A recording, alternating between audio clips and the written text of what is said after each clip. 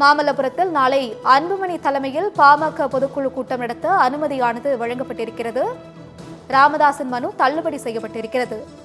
பொதுக்குழுவுக்கு தடை கோரிய பாமக நிறுவனர் ராமதாசின் மனு தள்ளுபடி செய்யப்பட்டு அன்புமணி நடத்தும் பொதுக்குழுவுக்கு அனுமதியானது உயர்நீதிமன்றம் பிறப்பித்திருக்கிறது. ராமதாஸ், அன்புமணி ஆகியோரிடம் விசாரணை நடைபெற்ற நிலையில் இந்த தீர்ப்பானது அளிக்கப்பட்டிருக்கிறது. நாளை திட்டமிட்டபடி அன்புமணி தலைமையிலான பொதுக்குழு கூட்டம் நடைபெறும் என்று தெரிவிக்கப்பட்டிருக்கிறது. விவரங்களோடு இணைக்கிறார் முதன்மை செய்தியாளர் பிரவீன்குமார். வணக்கம். இது தொடர்பான விவரங்கள்.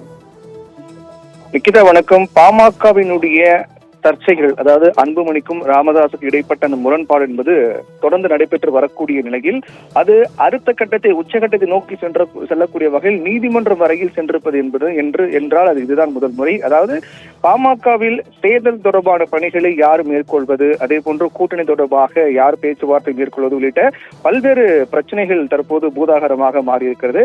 அதில் மிக முக்கியமாக பார்க்கப்பட வேண்டியதுதான் பாமகவினுடைய பொதுக்குழு. அதாவது 2026 சட்டமன்ற தேர்தல் வர இருக்கக்கூடிய சூழ்நிலையில் பாமகவினுடைய அந்த கட்சி பணிகள் தொடர்பாக மிக தீவிரமாக ஆலோசனைகள் எல்லாம் மேற்கொள்ளப்பட்டு வருகின்ற சூழ்நிலையில் அன்புமணியின் தலைமையில், அன்புமணி தரப்பில் நாளைய தினம் மாமல்லபுரத்தில் பாமகவினுடைய பொதுக்குழு கூட்டம் நடைபெறும் என்று அறிவிக்கப்பட்டு அதற்கான அறிவிப்புகள் எல்லாம் வெளியாக இருக்கிறது.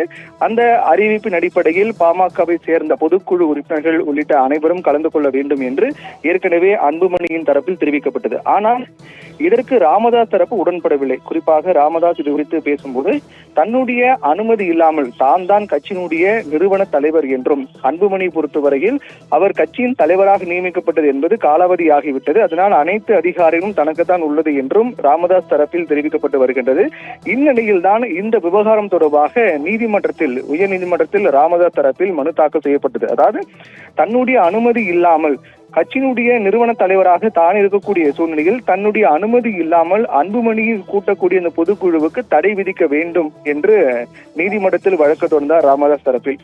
அந்த வழக்கானது விசாரணைக்கு வருவதற்கு முன்பாகவே ஏற்கனவே நீதிபதியின் தரப்பில் இது தொடர்பாக இருவரும் நேரில் ஆஜராக வேண்டும் என்றும், இது தொடர்பாக பேசுவதற்கு இருதரப்பும் ஒத்துழைப்பு கொடுக்க வேண்டும் என்றெல்லாம் தெரிவிக்கப்பட்டு, ஆனால் அன்புமணி மட்டுமே நேரில் சென்றார். ராமதாஸ் பொறுத்தவரையில் உடல்நிலை காரணம் காட்டி அவர் காணொலி வாயிலாக ஆஜரானார்.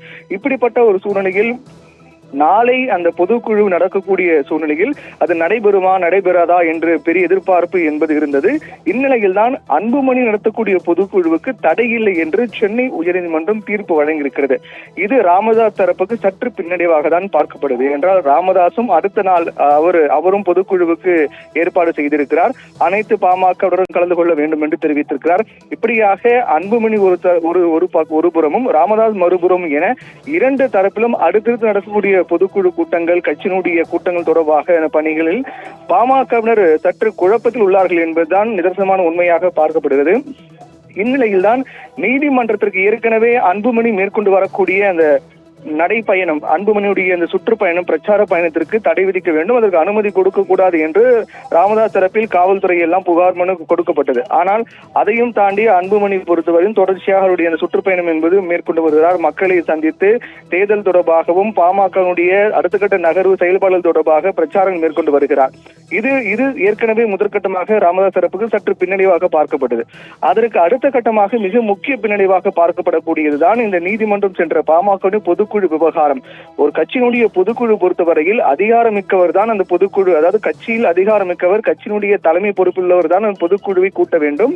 அதற்கான அதிகாரம் அவருக்கு தான் உள்ளது. அப்படி இருக்கக்கூடிய சூழ்நிலையில் பொதுக்குழுவின் அடிப்படையில் இந்த பிரச்சனை என்பது முடிவுக்கு வருமா, அதாவது யார் தலைமை யார் அதிகாரம் தெரிந்து விடுமா என்று எதிர்பார்க்கப்பட்டது. ஒருவேளை நீதிமன்றம் அன்புமணியுடைய பொதுக்குழுவுக்கு தடை விதித்திருந்தால், அப்படி என்றால் முழுக்க ராமதாசினுடைய தலைமை தான் அந்த கட்சியினுடைய தலைமையாக இருக்கின்றது, ராமதாசுடைய அந்த பொறுப்பு தான் உண்மையான தலைமை பொறுப்பு என்று நாம் எடுத்திருக்கலாம். ஆனால் நீதிமன்றம் பொறுத்தவரையில் தற்போது அன்புமணியுடைய பொதுக்குழுவுக்கு தடை இல்லை என்றும் ராமதாஸ் தரப்பில் தாக்கல் செய்யப்பட்ட மனுவை தள்ளுபடி செய்திருக்கிறார்கள். அப்படி இருக்கக்கூடிய சூழ்நிலையில் இது ராமதாஸ் தரப்புக்கு பின்னடைவாக தான் பார்க்கப்படுகிறது. அதுக்கு அடுத்த நாள் ராமதாஸ் தலைமையில் ஒரு கூட்டம் நடைபெற உள்ளது.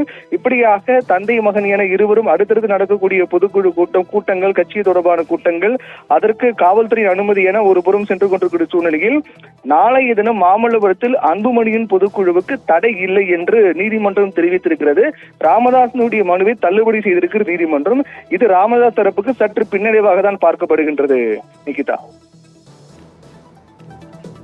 விவரங்களுக்கு நன்றி பிரவீன்குமார்.